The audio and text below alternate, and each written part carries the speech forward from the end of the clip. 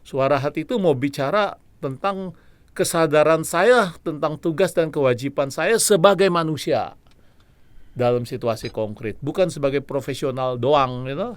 Ternyata suara hati yang menjadi bagian dari kesadaran kita itu bisa salah, Romo. Iya, betul. Iya.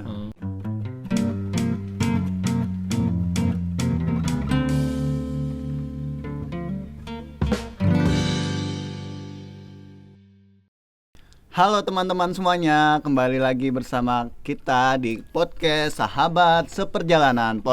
Podcastnya para Romo dan calon Romo di Keuskupan Agung Jakarta. Yeay. Bersama saya Frater Gerald Dan saya Frater Denny. Nah, kita kedatangan tamu nih. Ya, Tamunya siapa nih? Tamu yang sangat spesial, teman-teman. Tamu yang sudah hadir beberapa kali di podcast kita yang terdahulu, sudah hadir pula dalam kelas-kelas filsafat di STF Dirgakara, orang yang sangat cerdas, yang sangat rupawan, yang penuh dengan semangat berapi-api, bara. kabar gembira filsafat dan kabar gembira Tuhan. Inilah dia Romo Simon Lili Cahyadi. Salam pemirsa dimanapun Anda berada. Asik. Ya. Kita akan membahas apa, Frater Gerald? Kita mungkin akan membahas tentang isu-isu yang terjadi saat ini ya, Romo ya. Mungkin saya lihat di dalam beberapa akhir-akhir ini saya lihat di media sosial khususnya itu lagi trending gitu. Trending perselingkuhan, Romo. Waduh, perselingkuhan ini Romo. Mengerikan sekali ya, saudara-saudara kasih. Apalagi orangnya ini katanya itu dulunya itu sangat sayang sama istrinya. Tuh. Bucin lah gitu, Romo. Bucin. Ya, udah cinta gitu, Romo. Senang banget sama istrinya, tapi kok bisa selingkuh gitu, Romo. Oh gitu ya. Tiba-tiba dia diisukan selingkuh gitu, Romo. Kacau sekali. Iya. Lalu juga nggak lama sebelum itu juga ada kasusnya itu ya FS ya. Iya, FS lah. Saudara FS. Iya, itu mungkin juga masalah-masalah moral gitu ya. Iya, betul. Dimana dia seharusnya menjaga moralitas tapi dia menjadi pelaku sebagai kejahatan moral itu sendiri. Pelaku kejahatan moralitas gitu ya, ataupun juga yang baru muncul beberapa hari terakhir gitu ya, ada kasus 10 orang yang tertangkap OTT oleh salah satu instansi yang mengurusi tentang korupsi di Indonesia.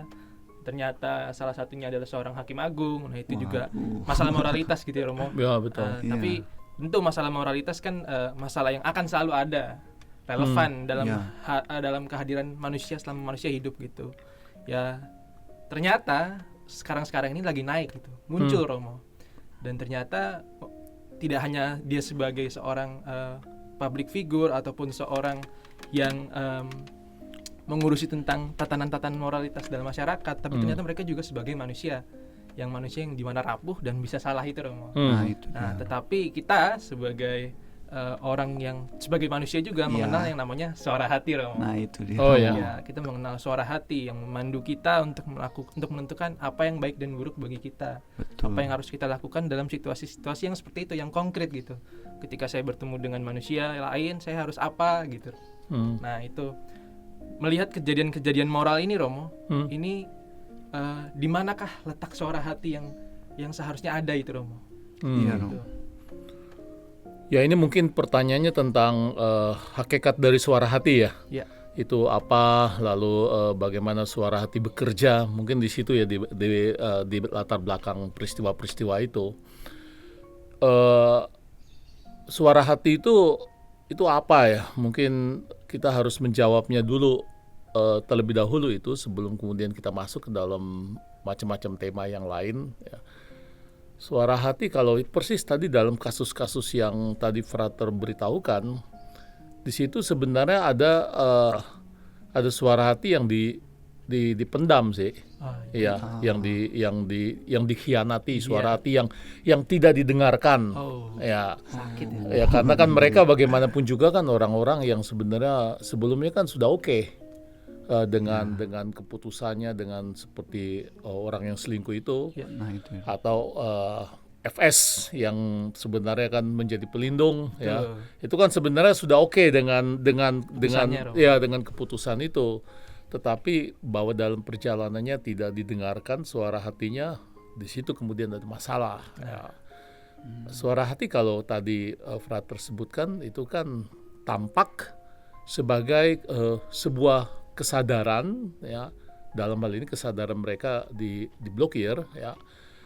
Pada intinya tampak sebagai sebuah kesadaran saya sebagai manusia tentang tugas dan kewajiban saya di dalam sebuah situasi konkret. Kan tadi yang disebutkan itu kan sebenarnya situasi konkret. Ya, betul, Romo. Nah, suara hati itu menampakkan diri sebagai kesadaran saya akan tugas dan kewajiban saya sebagai manusia dalam situasi konkret. Ya.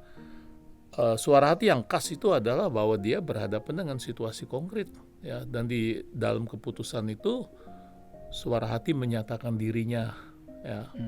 Itu jadi saya kira di situ poinnya tentang kesadaran suara hati. Ya. Ya. Oke, jadi suara hati itu berkaitan dengan situasi konkretnya langsung ya Romo ya. Ya, dan sebagai manusia, contoh, saya bisa saja sebagai dosen, ya itu kan bagus. Contoh saya membuat diktat, gitu. Contoh kemudian saya tepat waktu, tiap ada penugasan saya datang, ya. Contoh bahwa saya kemudian apa yang diinstruksikan oleh sebuah institusi, dalam hal ini sekolah saya buat dengan bagus, membuat catatan ini, catatan itu. Perfect, ya. Tetapi saya sebagai dosen itu buruk kalau saya misalnya membuat diskriminasi. Oh, kalau ini seagama dengan saya, ini berarti bagus nilainya. Tanpa saya cek, gitu, tanpa saya cek. Lalu orang ini yang tidak seagama dengan saya, nilainya buruk. Itu yang kedua ini, itu saya sebagai manusia itu buruk. Ya, sebagai dosen saya baik kan, saya buat macam-macam. Contoh lain mungkin dalam kedokteran. Sebagai dokter saya baik kalau saya membuat diagnosa yang bagus. Orang ini sakit apa kan? Ya. Lalu kemudian saya membuat macam-macam diagnosa dan juga membuat sebut saja misalnya resepnya, ya. Saya berikan resep bagus. Saya perfect buat itu. Tetapi kalau saya kemudian sebagai manusia, misalnya kalau saya memperlakukan misalnya melakukan aborsi misalnya, ya toh. Lalu kemudian orang ini boleh saja saya lakukan pembunuhan terhadap janin ini, ya. Yang kedua ini saya sebagai manusia ditantang, ya. Jadi saya sebagai dokter bisa saja bagus dalam diagnosa, tetapi sebagai manusia di situ saya bisa dipersoalkan gitu loh. Ya, di sini bedanya, ya. Suara hati itu mau bicara tentang kesadaran saya tentang tugas dan kewajiban saya sebagai manusia dalam situasi konkret, bukan sebagai profesional doang, gitu. Profesional doang juga iya, tetapi sebagai manusia dalam situasi konkret. Kalau saya korup misalnya, saya sebagai hakim, saya bisa membuat hakim yang bagus, membuat penilaian-penilaian bagus, lalu menjatuhkan vonis yang bagus. Tetapi kalau saya korup, ya, lalu di situ ketahuan bahwa saya sebenarnya ada persoalan tentang moralitas saya dan integritas saya. Nah, di situ kita lihat mana yang oke dan mana yang tidak. Ya. Ya. Baik, Romo. Berarti suara hati itu ada di dalam inti terdalam identitas kita gitu ya, manusia. Nah, ya betul. Menariknya dalam kasus-kasus itu tadi, Romo, kan ternyata suara hati yang menjadi bagian dari kesadaran kita itu bisa salah, Romo. Iya, betul. Kok bisa gitu, Romo? Suara hati tentu saja kan kita membuat keputusan itu kan berdasarkan 3 fase. Ya. Fase pertama itu fase sebelum buat keputusan. Sebelum buat keputusan. Fase kedua adalah fase pada saat membuat keputusan. Pada saat membuat. Ya, dan yang terakhir itu adalah fase sesudah membuat keputusan. Nah, ini kita harus cek nih 3 fase ini bagaimana, ya toh?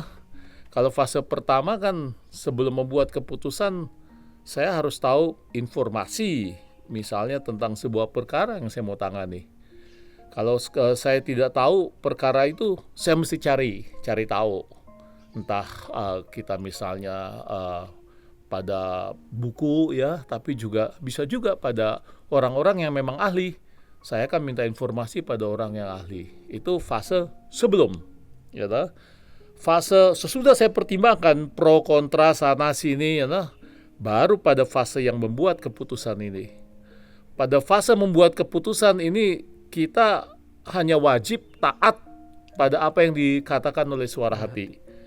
Ya, kalaupun kamu tidak membuat keputusan, kamu sebenarnya sudah buat keputusan, ya, untuk tidak melakukan apa-apa, ya, toh, ya. Ya, dan juga tidak bisa digantung saja karena kan situasinya konkret. Situasinya konkret kan ini kena. Nah, di situ dibutuhkan keberanian. Jadi orang yang membuat keputusan berdasarkan suara hati sebenarnya orang yang berani. Dia sudah buat informasi sana sini, ya, sudah dapat informasi, sudah minta pandangan A, pandangan B, lalu saya kemudian buat keputusan. Itu fase kedua, buat keputusan. Kalau kita sudah perhitungan sana sini dan kita merasa yakin saya buat keputusan yang ini, lalu kita menaatinya, ya. Kita bagian ketiga adalah bagian sesudah keputusan. Kalau kemudian keputusan benar, syukur alhamdulillah. Berarti kan sudah betul. Iya toh? Ya. Dan kita merasa senang bahwa kita membantu orang untuk membuat keputusan yang tepat, ya. Tapi bisa saja saya keliru di situ. Keliru karena misalnya ada fakta lain, ada novum namanya. Ada novum lain yang dulu tidak saya lihat. Ya, sehingga pada waktu saya membuat keputusan bisa keliru. Nah, di sini Frater lihat orang salah itu dalam keputusan pada waktu pertama, kedua, atau ketiga.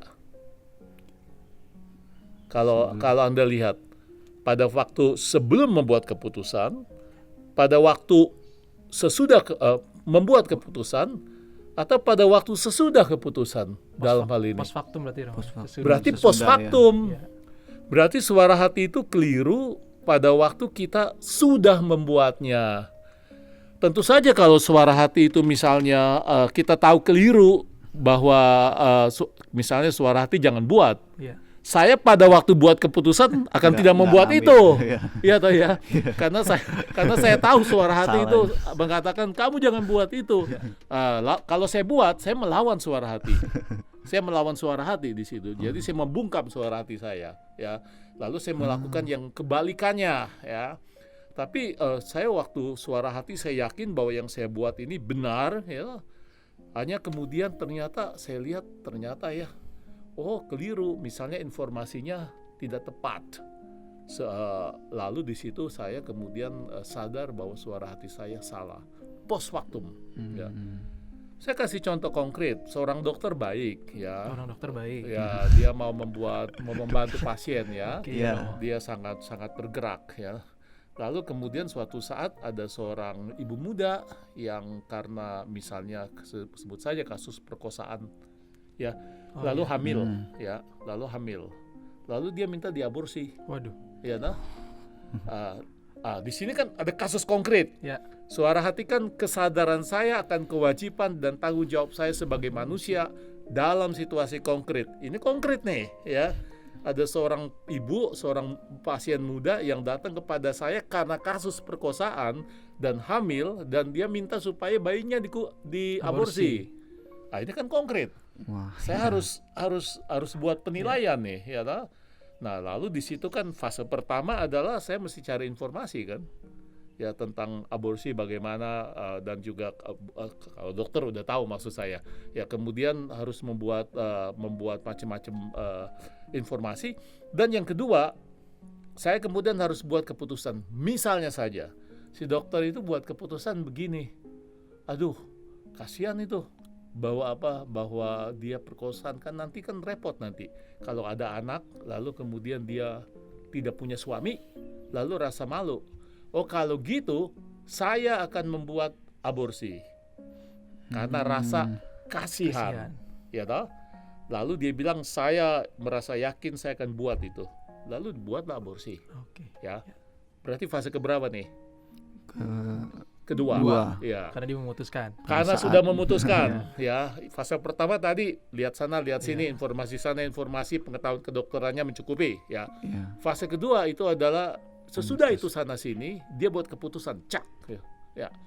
Fase ketiga ternyata dia kemudian dia tahu bahwa oh sebenarnya ada misalnya sebuah susteran, misalnya di Bantul, ya, atau susteran gembala baik Ya, yang bersedia menerima. ibu muda Oh.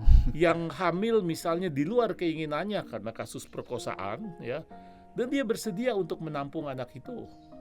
Dan anak itu kemudian nanti kalau sudah dilahirkan ditampung, lalu sesudah itu terserah pada si ibu apakah kamu mau menerima anak ini atau tidak. Kalau tidak, itu akan kami besarkan. Pada intinya jangan membuat aborsi. Ya, Pada ya. intinya, Baik. ya.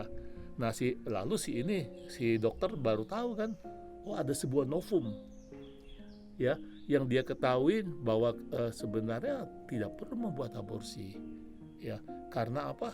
Karena nanti kan bisa ditampung anak itu. Nah, di sini dia kemudian membuat kekeliruan, ya, dalam suara hatinya. Tapi kekeliruan itu disadari kapan? Setelah Sesudah perkaranya. Karena kalau pada waktu sebelum perkaranya, apalagi sebelum perkaranya kan, orang nggak tahu apa-apa kan. iya. Ya, lalu kemudian suara hati bilang kamu jangan buat. Dia mestinya jangan buat kan, ya. Tapi kan dia melihat bahwa wah ini dia yakin bahwa sekarang harus dibuat keputusan karena bagaimanapun juga orang ini tergantung dari dia dalam keputusannya, ya.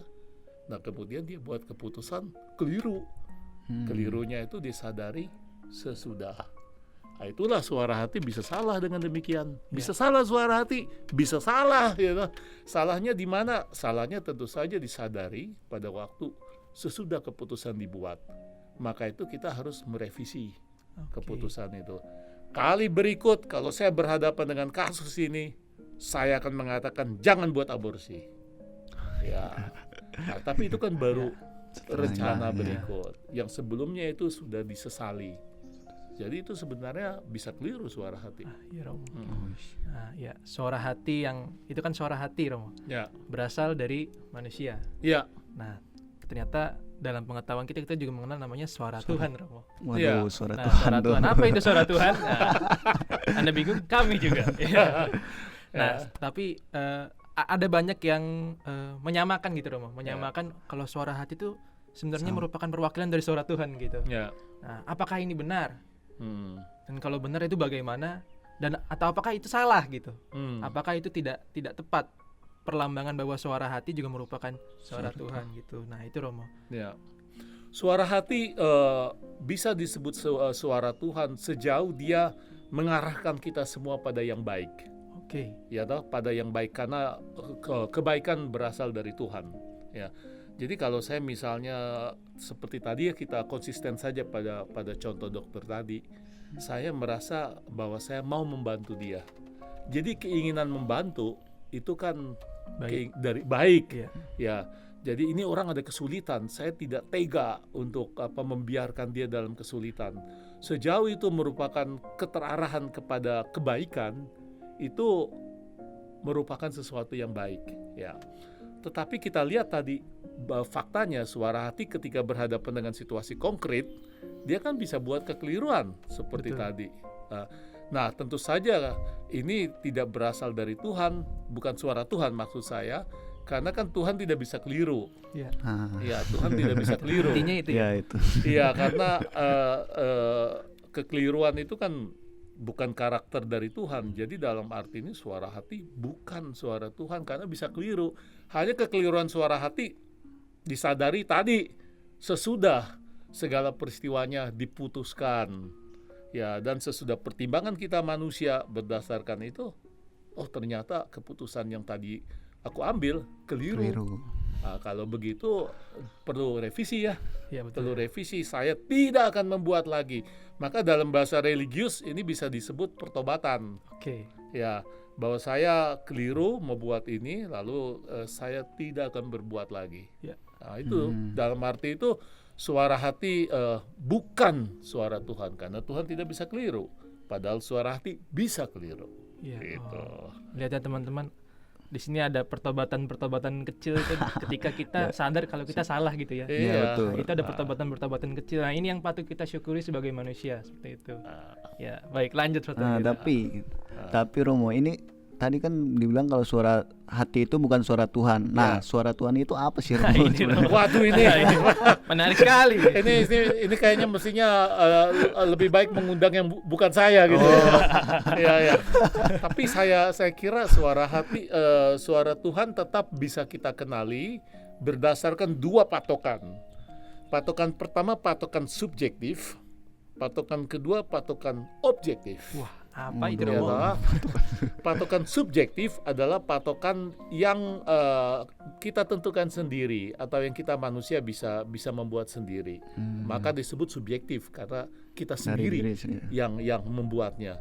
Contoh, kalau saya gembira, kalau saya merasa sukacita, kalau saya merasa lebih vital ya, lebih hidup, itu kan ya kita yang merasakan tuh ya. Maka disebut patokan subjektif, ya kan?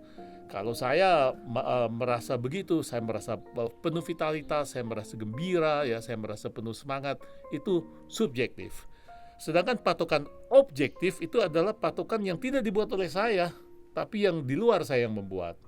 Itu kan harus diperhatikan karena kan kita harus berorientasi pada hal yang juga yang diberikan oleh luar, tidak hanya dari saya kan. Kalau hanya dari saya, wah saya senang saya buat gitu ya.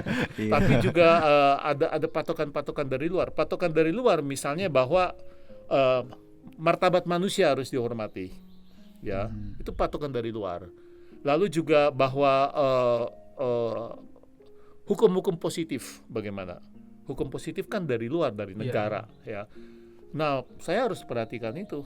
Kalau yang pertama saya beri perhatian, tapi yang saya abaikan yang kedua, saya tidak tepat itu, tidak match. Ya, patokan yang objektif saya perhatikan, yang objektif tidak. Saya kasih contoh konkret. Frater kan mau apa? Mau menjadi pastor nih. Betul. Ya. Saya patokan subjektif itu adalah saya semangat. Saya gembira, bahkan saya punya karunia air mata kan. Waduh. Kalau berdoa itu saya masuk sekali ke dalam penghayatan itu sehingga menangis ya toh. Wah, pokoknya penuh vitalitas ya toh. Asik. Tetapi ada patokan objektif yang harus diperhatikan. Apa itu? Patokan objektif sebut saja misalnya studimu harus berhasil. Ya. Ya. Bahkan juga ada patokan kriterium misalnya ada IP. Ya kan ada IP-nya berapa di Frater yang diminta oleh seminari tinggi? Minimal 3 ya. Nah itu patokan objektif. Itu artinya tidak dari saya. Itu ditentukan dari luar saya. Nah kalau begitu antara saya bisa saja mau, tetapi secara objektif saya nggak cocok. Antara yang subjektif dan yang objektif tidak match. Kalau gitu saya merasa ini mungkin bukan panggilan Tuhan untuk saya. Jadi Romo di Jakarta yang bagaimanapun juga ada kriterium objektif. Ya. Begitu contohnya. Atau bisa juga saya secara subjektif oke, tapi secara objektif tidak. Saya kasih contoh konkret. Misalnya saja saya secara subjektif itu tadi subjektif objektif sudah. Secara objektif saya cocok, tetapi secara subjektif tidak. Nah ini kan misalnya contoh, ya toh? Gimana ini? Ya, berat ini. secara objektif saya bisa saja sesuai dengan tuntutan seminari tinggi. Misalnya saja IP-nya berapa? 4. Ya, mentok gitu ya. IP-nya mentok. jadi secara objektif saya kan sesuai. Ya toh? Mungkin juga kalau saya dalam hidup perbidelan itu saudara sekalian itu organisasi seksi-seksi di dalam pengurusan seminari ya. Misalnya saja dalam perbidelan saya bekerja bagus ya. Ini berarti kan secara objektif saya bagus. Ya. Saya dinilai oke. Tetapi secara subjektif saya tidak bahagia. Ya. Saya tidak bahagia. Saya merasa kok ini seperti ada ya saya nggak merasa bahagia dengan panggilan ini. Saya entah bagaimana ya, saya meskipun semua oke, saya tidak gembira ya. Saya sedih kelihatan dari tampilan saya kan. Saya nggak bebas itu. Ya tidak bebas ya kalau saya tidak bebas. Jadi yang secara objektif oke, yang secara subjektif saya merasa ya tidak oke. Ya. Nah, ini kan berarti sebenarnya tidak oke bahwa dia yang subjektif dan yang objektif tidak match. Maka tidak oke. Yang merupakan panggilan Tuhan itu adalah kalau yang subjektif dan yang objektif itu match. Oke. Asik. Di situ kemudian aku merasa ya Tuhan, ini memang panggilanku ya. Ya, jadi apa yang diminta dari luar dan apa yang aku merasa dari dalam, aku nggak munafik ya lah. Aku merasa genuine dari hidupku ya. Aku merasa penuh vitalitas, aku merasa penuh semangat ya. Aku menjalankan dengan sungguh-sungguh opsio fundamentalisnya ya, teman-teman, opsio fundamentalis itu keputusan untuk jadi imam. Aku merasa ini oke. Aku memang dari hatiku sendiri ya, tidak orang tua yang memaksa. Nah, di situ kemudian subjektif dan objektif match. Asik. Nah, baru di situ kiranya Tuhan bisa dipanggil. Ya. Nah, Cukup jelas gak itu kira-kira? jelas, Kira-kira. jelas banget ini. Saya semakin jelas gitu ya. Kalau pengen jadi calon imam harus tahu gitu. Ya, Nih ada- objektif subjektif apa? Ada 2 patokan itu ya. Iya, Subjektif betul. matchkan gitu ya. Iya, Harus berjalan seiringan gitu. betul. Iya. Ya, misalnya yang dituntut objektif ya yang jelas bahwa dia misalnya harus hidup sederhana. Kalau mau aji kan misalnya kan sangat sederhana, Iya. gitu. Kalau dia mau hidup mewah-mewah ya kemudian ya jangan jadi pastor dan Oh iya betul. ya. Kalau kemudian juga dia perlu hidup tidak menikah, kalau kemudian masih main di belakang gitu ya. Waduh. Ya itu juga akan ketahuan ya. Jadi nggak oke Bahaya. antara yang subjektif dan yang objektif begitu. Oke. Cukup jelas ya para pemirsa ya. Nah, ini Romo. Mungkin ini pertanyaan terakhir ya. Ya. Lalu ketika kita melihat suara hati itu bisa keliru, Ya. bisa salah, itu gimana sih caranya? Gimana caranya mendidik Mendidik suara hati kita supaya bisa semakin jernih gitu Romo, semakin dapat jelas untuk memutuskan gitu Romo. Ya. Ya, suara hati itu bukan sebuah proses yang tiba-tiba ada ketika berhadapan dengan situasi konkret langsung orang membuat keputusan yang tepat ya. Tapi itu tentu saja membutuhkan beberapa langkah sebelumnya untuk pendidikan suara hati dan sesudahnya. Sebelumnya misalnya saya kira bahwa kita juga perlu membiasakan diri kita punya kepekaan ya terhadap apa itu kebaikan. Kalau orang misalnya tidak peka pada awalnya ya dengan kebaikan itu ya susah juga nanti ya. Jadi misalnya saya perlu membiasakan diri dengan apa yang aku anggap ini memang membantu, jadi penuh keutamaan. Ada orang sulit, saya konkret. Ada orang punya kesulitan, saya mau bantu. Itu kan sesuatu yang konkret. Jadi bukan kalau saya tidak cuek misalnya. Ini kan suatu cara di mana juga pembiasaan terjadi ya. Cara kedua itu misalnya kalau saya menggali informasi tentang sebuah perkara yang memang saya mau putuskan, atau yang tidak saya putuskan tetapi saya memang mau cari tahu. Jadi saya mencari tahu, saya cari dari informasi, buku-buku ya, atau juga minta pandangan-pandangan mereka yang ahli dalam hal ini. Tapi tidak minta pada orang yang sepaham dengan kita. Kalau minta sepaham dengan Sama kita aja itu dong. sama dengan itu minta bantuan gitu ya. Minta dukungan. Iya, Minta dukungan ya. Kalau orang sudah tahu bahwa si A itu akan setuju pada saya bahwa saya korup gitu, itu mah sama dengan minta dukungan dia gitu ya. Dan dia memberikan dukungan pada apa yang saya mau putuskan ya. Tapi perlu orang yang cukup bijaksana kita nilai untuk menilai sebuah perkara kita. Jadi inti bahwa kita perlu menggali informasi itu pada orang-orang yang benar ya, dan pada pihak-pihak yang benar ya. Itu beberapa langkah penting untuk mendidik suara hati. Selain juga kita perlu membiasakan diri dengan apa yang baik ya. Misalnya saja buat refleksi juga tentang itu. Maka rekoleksi misalnya, itu rekoleksi kan juga, atau eksamen konsiensie ya, itu kan juga sebenarnya cara-cara mendidik bagaimana kita punya kepekaan terhadap suara hati. Itu langkah itu ya. Saya kira itu beberapa langkah, dan langkah yang terakhir itu adalah bahwa saya bersedia untuk kemudian mengevaluasi. Jadi mengevaluasi sebuah keputusan itu penting. Sebenarnya Anda juga membuat itu sih. dalam sakramen tobat kan. Ya, betul. Dalam sakramen tobat kan sebenarnya langkah-langkah itu ada, ya. Langkah pertama itu melihat perkaranya apa. Langkah kedua kemudian kalau kita tahu bahwa keliru, ya, kemudian kita membuat pengakuan dosa, dan yang ketiga berusaha memperbaikinya. Jadi langkah-langkah seperti itu menurut saya langkah-langkah yang sudah cocok untuk pendidikan suara hati. Suara hati memerlukan langkah-langkah itu. Ya, begitu sih. Oke. Baik, mantap sekali ya teman-teman. Ya, jadi itu tadi ada berapa langkah? Ada 3 ya kurang lebih ya. Sebelum, pada waktu, dan sesudah. Nah itu dia. Udah jelas ya, ada patokan-patokannya. Jadi bisa dilihat nanti kalau misalkan udah tahu pas salah, nah berarti udah ketiga itu. Itu Kalau udah belum ngapa-ngapain masih yang pertama. Ya. Masih menimbang-nimbang. Kalau kedua, saya memutuskan untuk ini, nah itu dia yang kedua. Udah jelas banget itu. betul. Nah baik Romo, setelah tadi seperti kata Frater Gerald, pertanyaan terakhir, maka Ya. saya juga akan mengajukan closing statement dan harapan. gitu, Romo. Asik nih. Closing statement dan harapan untuk siapa? Untuk segenap umat manusia. Jadi secara Ya. universal Waduh, gitu Romo. luar Semuanya biasa. Karena ya. kita, Segenap umat manusia. segenap umat manusia. Karena kita sama-sama hidup di ruang yang ada di dalam konteks moral gitu. Dijaga teraya ini. Tuh, iya. Kalau nggak gitu, nggak bisa hidup kita kan, gitu susah. Ya. Seperti apa Romo? Saya kira ada 2. Yang pertama, kita wajib taat pada apa yang dikatakan oleh suara hati. Ya.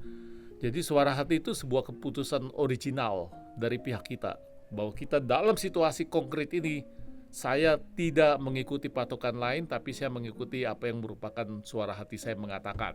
Ya, 1. Dan kedua, tetapi itu kan bukan sebuah proses yang langsung jadi, semudah membalik telapak tangan. Itu memerlukan langkah-langkah kecil. Jadi perlu ada pembiasaan. Ya, kalau orang dari awal sudah cuek dengan ya pokoknya nggak apa-apa ya, itu ya korupsi kecil-kecilan nggak apa-apa, itu nanti pada saatnya ketika berhadapan dengan kasus korupsi akan biasa, ya. Jadi orang perlu peka terhadap langkah-langkah awal. Inilah yang saya sebut pendidikan suara hati, termasuk di dalamnya bahwa saya perlu berdiskusi, perlu dapat informasi. Jadi studi untuk kasus-kasus moral menjadi penting. Karena di situ kemudian kan saya menjadi dibuka dengan macam-macam pandangan yang diberikan padaku lewat studi itu. Intinya suara hati itu membutuhkan pendidikan. Begitu sih 2 poin itu. Ya. Baik Romo. Wah, Ya. luar biasa nih. Luar biasa sekali ya teman-teman. Baik, Frater Gerald, Romo Simon, terima kasih Terima atas kasih. perjumpaan Terima kasih, ini. Romo. Semoga kita bisa bertemu kembali. Teman-teman seperjalanan, like, komen, dan subscribe. Sampai jumpa kembali. Dadah.